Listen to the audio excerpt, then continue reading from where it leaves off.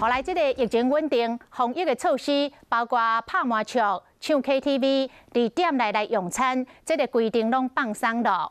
进前这个餐桌爱来按价房，今仔日开始唔免价房，嘛唔免搁来让7.5米的距离。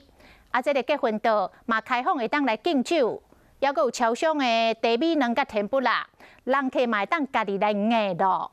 讲这个本土病例，若是继续来加零，保持着零确诊，安尼疫情的境界无排除10月18都有机会来降级。你的餐点好了，欢迎内用。谢谢。随着疫情现在获得控制呢，像是假设我一个上班族今天早上想要来用一份早餐做到餐厅里面，而且不用受到隔板的限制。透早上班前想要伫餐厅内面食一份早顿，总算唔免有遐济限制啊。应该会比较想预约餐厅吧？怎么说？因为不用隔板，你就没有那个隔阂啊。就还是到公司或自己家吃比较自在。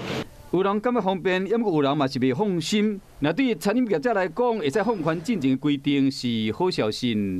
疫情的时候就是外送外带比较多嘛，那现在的话，真的也确实那个很多到店里面消费，其实对店家来说才是最好的帮助。随上中央嘛放宽自助餐的硬菜方式，不过都要挂嘴安。超商内面食的物件嘛使家己硬。参加婚礼宴会达到敬酒，这嘛无问题，不过建议爱挂嘴安。另外，台北市嘛宣布讲，百货量贩业者恢复禁止使用一次性的碗盘，12开始将进行稽查，违规相关罚6000块，2级的警戒审讯会使降金。